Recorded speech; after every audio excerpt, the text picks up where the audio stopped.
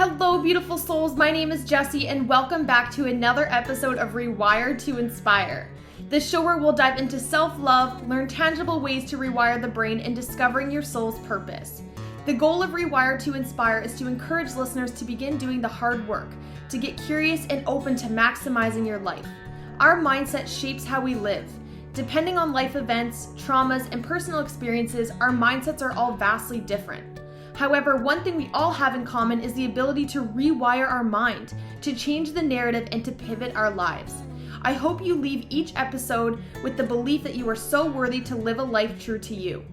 I look forward to chatting with you every single Tuesday and Thursday and helping you grow exponentially in all areas of your life. Without further ado, here's today's episode. Hello, you guys, and welcome back to my podcast, Rewire to Inspire. I am your host, Jessie Brown, and I am so excited to be jumping on the microphone with you all for episode number 110. I hope you guys enjoyed my latest episode, number 109, where I chatted all about why it's so important to bring awareness to your thoughts and how negativity might be controlling your life. For today's episode 110, I'm going to be sharing with you guys the top 10 things that are keeping you stuck / holding you back. This is one of my favorite topics because I'm sharing with you from my own experience, from things that I know that have kept me stuck, from things that have kept me, back, that have held me back from maximizing my potential and that were keeping me in the same cycle for years. And so, without further ado, let's dive into number 110. So, you guys, I want you to think of a time in your life when maybe you surrounded yourself with people that just made you not feel the best. You felt like you couldn't be your true self, maybe. Like there was always something wrong. Something in your gut was just like, I don't love being around these people.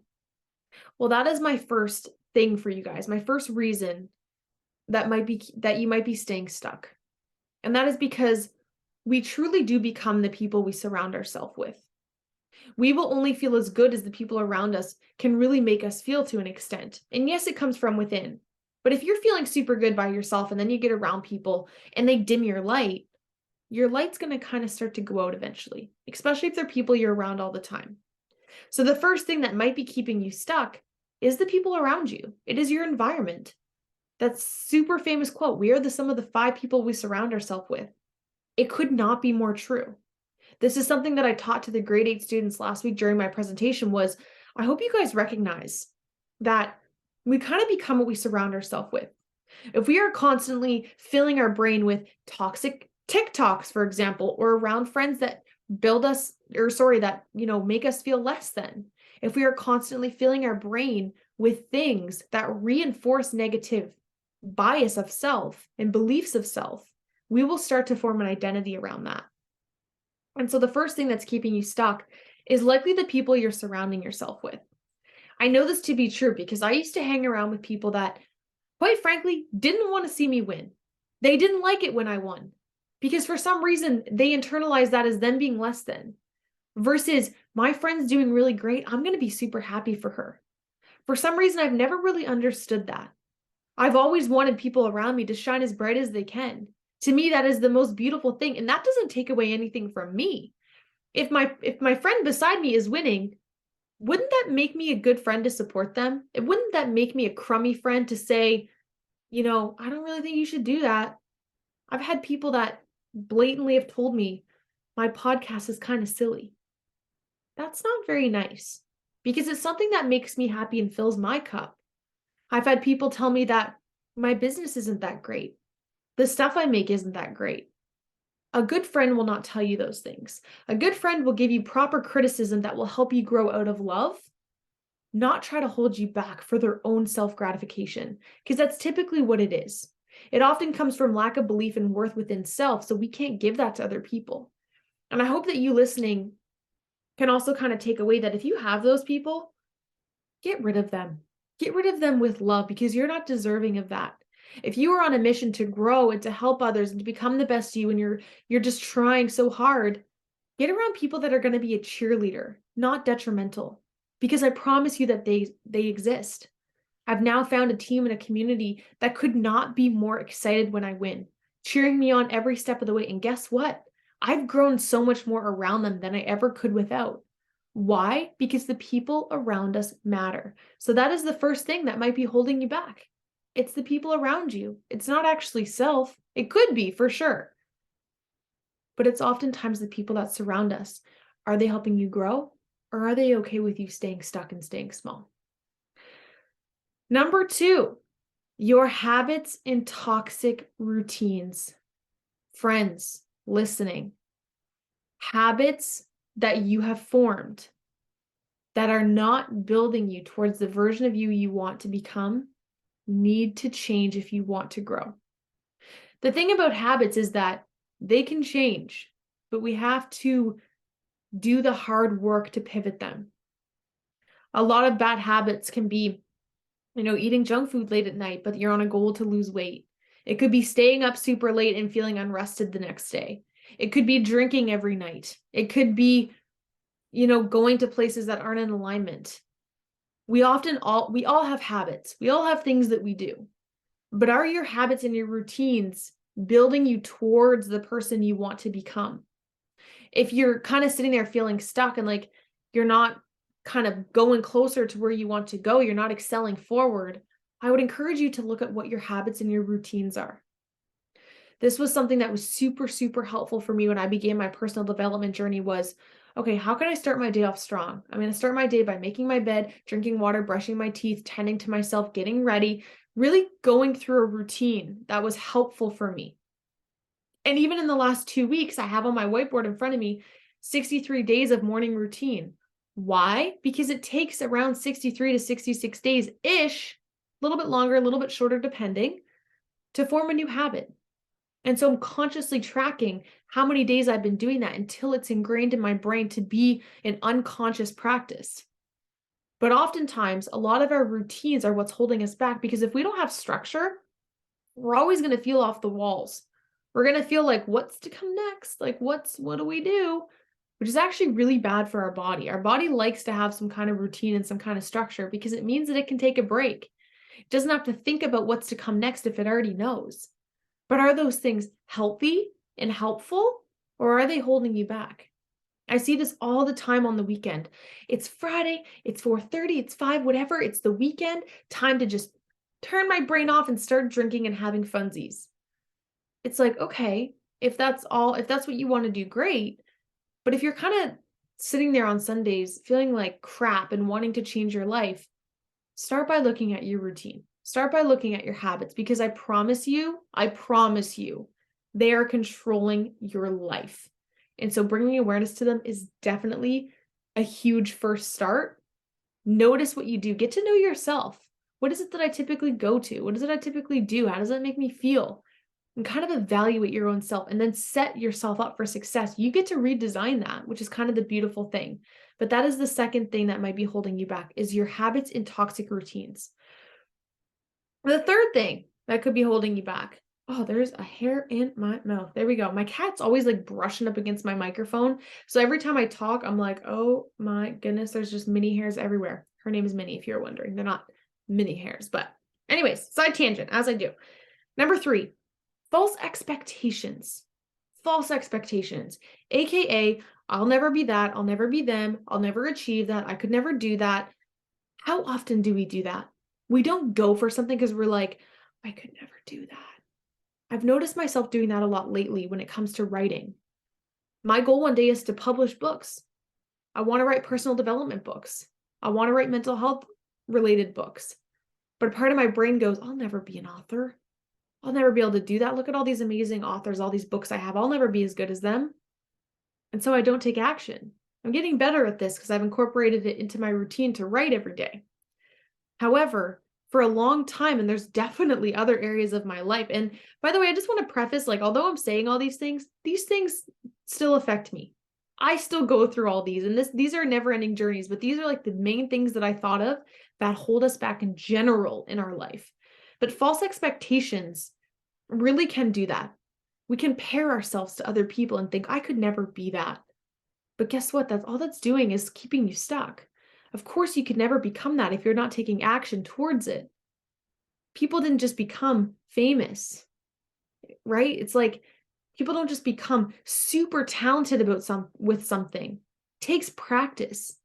It takes putting in the work.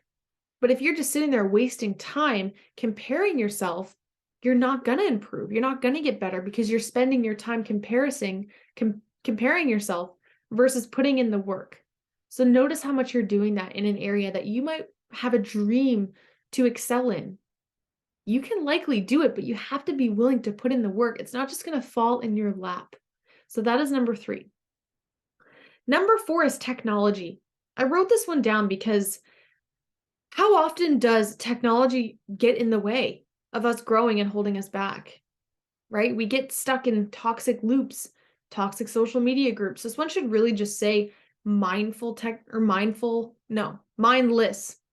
time spent on technology, because technology is amazing. In and of itself is not holding us back. However, how we use it likely is. I noticed myself a couple weeks ago, and oh my gosh, I was like addicted to TikTok. You just can learn so many cool things on there. But I was wasting so much time that I'd be sitting at my desk for an hour scrolling, and I'm like, whoa, I could have recorded 2 podcasts in that time. I could have read in that time. I could have cleaned my house in that time. There's so many things I could have done, and it was holding me back. So I wrote this one down because I think every time I go out and about, and I'm, again, guilty as charged, everyone's just on their phone. What are we doing? Why are we spending so much time on our phones? So much time on TV, really toxifying our brain with so many things that aren't actually doing anything productive. If you're doing things that are productive, amazing, but that's really not the point of this one. Technology can hold us back because we're just doing mindless things. I keep saying mindless things that are taking away time that we could be pouring into other areas of our life. So that is number 4. Number 5, your past pain, past trauma, past experiences, they can hold us back, right? Because there can be a lot of reasons for this. Maybe it's fear of getting hurt. Maybe it's fear of being seen. It's fear of trying and getting let down. It's fear of what other people will think. Trauma can really cause us to put up walls and have protectors because we don't want to get hurt again. However, I can definitely say firsthand that it can also be a very empowering thing to slowly work through it. I use my past and my trauma every day when I jump on this microphone. That is often what is driving this vehicle. Because if my past didn't exist, I wouldn't be here. I wouldn't be so passionate about mental health and about the brain and about teaching you guys all these things without my past. So how can we begin to get to a place slowly over time with the proper care to use it as ignition instead of as an anchor? Because it really will do that. Our traumas will keep us stuck. They'll keep us stagnant. And I know that this can be different for all of us, and we're all at different journeys with healing. But if that's the one thing that comes up all the time that might be holding you back, maybe it's time that we slowly start to do the work so we can take it head on. There's something called exposure therapy, where it's basically doing the things that we know we don't want to do slowly so we can re-show our mind that it can be safe to do so. But our traumas really can start to interfere with our life in the present moment, even though it's not happening in the present moment. And so I wanted to throw this one in because I think that's actually one of the biggest ones in all of these. Our trauma can pour into the people we surround ourselves with. That can pour into our habits. That can pour into our routines. That can pour into false expectations of others. That can pour into the technology. It really can stream into all of these ones. So this one in and of itself really is a big thing that can hold us back. But I wanted to put it on here as its own separate point because maybe you don't even realize that for yourself. And so it's getting curious to ask your questions to yourself. If your habits and your routines are what's holding you back, ask yourself why. Maybe it's a protector. Why? Because of pain. Okay, that makes sense. How can I go work on that? So trauma is number 5 that could be holding you back. Number 6 is excuses. Excuses in the form of resources, in the form of time, in the form of money, right? It's like we have all these excuses of why we're not taking action, but all that's doing is keeping us stuck. So many times I'll encourage people to try something and it's like, okay, I'll do it. And then the next time I ask them, they'll say they didn't do it and I'll ask why. And they'll say, well, I didn't have enough time. I didn't have enough money. I didn't have this. I didn't have the other thing. And then often what happens is we'll start to explore it and they're like, okay, I guess I could have if I would have done it this way. I guess if I didn't do this thing, I would have had more time. I guess if I didn't spend my money on that thing, I could have bought that book, right? It's really priorities, and excuses will run our life. And again, I think it's a protector part when we have excuses, because excuses allow us the opportunity and permission not to take action. However, they will keep us in the same spiraling circle if we don't bring awareness to what they are and ask ourselves if they're actually accurate. Is this excuse actually valid, or is it just, a get out free card? Is this just allowing me another free pass to get out of this thing? We have to be willing to ask ourselves and have those hard conversations. And it can be really uncomfortable when we know that we're the ones getting in our own way. It's really frustrating. However, I wrote this one on here because I do this all the time, especially with fitness. It's like, oh, I'm so tired. I don't want to. I'll do it later, whatever. And then I often end up doing it and I feel better, but our excuses will run us, right? We don't want to do hard things. We want instant gratification. We want to feel good. We want to feel relaxed. Build that muscle in your brain of grit, of working through things even when you don't want to do it. It will get easier. It will get easier over time, but you have to push through your excuses. And I promise you, you will feel better for pushing through than for not doing it. So that is number 6. Number 7, a fixed mindset versus a growth mindset. I have a whole podcast episode just on this concept. A fixed mindset will keep you stuck till the end of time. Because really, what does that mean? A fixed mindset really means this is how I am, this is who I am, this is what it's going to be forever. A growth mindset is, this is kind of how it is right now, but I'm willing to try the things to change this, to have a different trajectory down the road. I'm willing to learn as I go. I'm willing to try. One of them keeps us stuck. One of them allows us to improve by 1%. It allows us to put one foot in front of the other. But if we have that fixed mindset, again, can likely come from trauma, can come from pain. But I always say trauma is an explanation, not an excuse. We can't use it as an excuse our whole life. And listen, I am all about healing and tending and being the most empathetic person when it comes to our past and of pain. But it gets to a certain point where I think we use it as an excuse. And it's like, how can we do the work slowly with compassion while listening to our body, but to push against it a little bit, to challenge ourselves? We all have so much more capability than we give ourselves credit for. I think we all undermined our capacity and our capabilities in life more than we realize. We think that we can only run 5 kilometers, but we can actually run 30. But so what does that mean? We'll stop at the 5 and we'll never try. We'll never show our brain we could actually run the 30. And so we'll constantly just be undermining ourselves. But if, let's say, one day you decided to push against that, AKA growth mindset, and you ran 10 kilometers, your mind's already going to be like, whoa, I can do more than I thought, setting a new standard. Now, the next time you run under that 10, you're going to be like, I know I could have done more. Raise your bar a little bit. Raise that fixed mindset just slightly towards a growth mindset to just see what happens. I promise you, it is keeping you stuck more than you realize. Be curious, be open to just learning and seeing what happens. If you're listening to my podcast and you tune in, you likely have a growth mindset. Don't allow that fixed mindset to come in and keep you stuck. Number 8 is kind of tying into number 3, which is false expectations, but it's comparing to other people that are ahead of you. We all do this.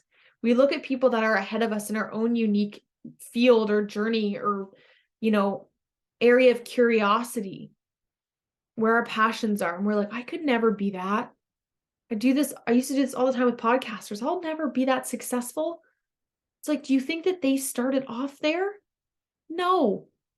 Everybody starts at a different place. But the one thing that's going to set you apart and get you closer to that is showing up and improving by 1% and growing as you go. The thing is we are not supposed to be somebody else. And if you are embarking on a mission or a journey, and that's what you're trying to do, you're trying to mimic someone else, you will constantly feel less than. You will constantly feel behind. It has to come from center first. It has to come from your own unique flavor of something. Yes, I look up to other podcasters and I see what they're doing and I get inspired, but I don't copy anybody else because that's not sustainable and that's not how we win. We all need to bring our uniqueness into what we're doing. And by comparing to other people, it's holding us back because our mind's going, I could never be that. Instead of how can I learn from that to become the best me? They're very different things. One of them is very empowering. One of them is very self-deprecating. Stop comparing yourself to other people that are ahead of you and allowing it to pull you back, and instead use it as inspiration, as ambition to keep going and to learn and to get curious, to maximizing your own unique potential.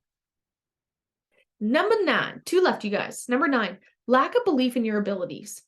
This is like a cycle that I shared with you guys before, where if we have lack in ourselves, we won't take action. If we don't take action, we know we won't get new results. Without new results, we won't get new awareness, and we'll stay in that same cycle.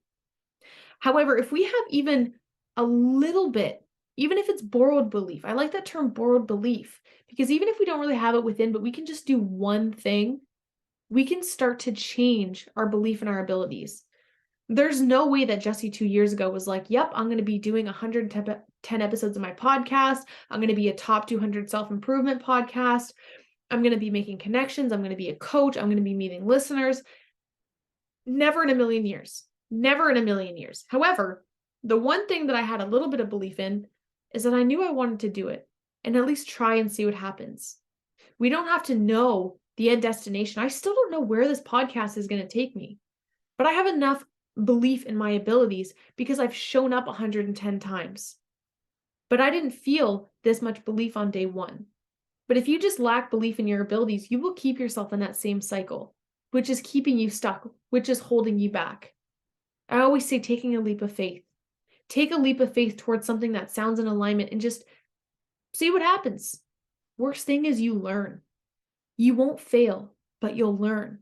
To me, the word failure just means I learned something. I now know what doesn't work. I now know what isn't the right answer. I now know what I shouldn't do. But it gives us awareness. Viewing it in that way gives us permission to take risks without feeling like crap. Because oftentimes we think everybody's going to be, comparing to us. Everybody will laugh at us if we fail. Everybody will judge us. But it's like, it's not their journey. We get so caught up in what other people will think that we don't take action. Do it for yourself. Believe in yourself enough to just try and see what happens, especially if you're feeling pulled to do something. Number 10, you guys, the last thing that is keeping you stuck and holding you back. I wrote down your damn self. You are the only one responsible for your growth. All these other 9 points that I shared, the one thing in common with all those is yourself. It is myself. It is you listening. We are the ones that are holding ourselves back. We are the ones in control of our decisions. We are the ones in control of what we do for the most part on a daily basis. We are the ones that get to choose how we speak, how we show up, the things that we do, how we do them, how we talk to ourselves, who we surround ourselves with, our habits, our routines. We are the ones in control of all those things. And until we really realize that and let that sit in, nothing will likely change. It's a very empowering feeling to know that I'm the one that can change the trajectory of my life whenever I want to. I'm the one that gets to decide how far I go. Because in reality, I could stop podcasting right now. That is my choice. But it is also my choice to jump on here on a beautiful Sunday afternoon and chat with you guys because I want to. Because it's a part of my mission. It's a part of what I'm on. It's a part of what I'm building. It's a part of what I care about. But it's a choice. We all hold those choices. Are you choosing the hard road or the easy road? Are you choosing the one that's going to get you closer to where you want to go? Or are you stuck in the same cycle? And if you are, that's okay. Find some compassion for yourself. But again, of knowing, like I shared in my last episode, you can stop that train at any time. Stop the wrong trains. Start the right ones. Never lose momentum. That is a quote that NLU shares, Next Level University, the team that I'm on all the time. Stop the wrong trains. Start the right trains. Never lose momentum. It is a beautiful, beautiful mantra that I live by. Never lose momentum. Keep going. Keep trying. Be curious. Notice your choices. Notice how they make you feel. If you make a wrong choice, that's okay. We're human. Pivot and shift and go from there. But I promise you, lovely soul listening, you are the only one that is keeping you stuck and holding you back. And until we embody that and know that that's true and we stop blaming other people, that is when we are free. That is when we can begin to learn and shift into that growth paradigm. So I want to thank you guys so much as always. If you're looking for support with any of these, if you're struggling with any of these 10 things that I shared, I would love to jump on a Zoom call with you. I have a link in the description below for a free 30-minute call where I am here to support you as a coach on all of the above. If you're struggling with these and you're like, I don't know how to get out of it, I feel like I'm in a constant cycle, I don't know what to do next, I would love to see if I can support you on that, because again, I know what it's like to live in all these. I still struggle with some of these from time to time, and that's okay. That makes you human. That makes me human. All we can do is pivot and grow from there. So thank you guys so much as always. Happy March. I hope you're all having an amazing month so far. I look forward to chatting with you all next week. Bye, you guys. Thank you all so much for tuning into today's episode of Rewire to Inspire. I absolutely love connecting with you all, so make sure you're following me on Instagram. I am at Jessie Brown 13. If you enjoyed today's episode, please feel free to leave a review or share with someone you think would enjoy. I look forward to chatting with you all next episode. And remember, get out of your head and into your heart.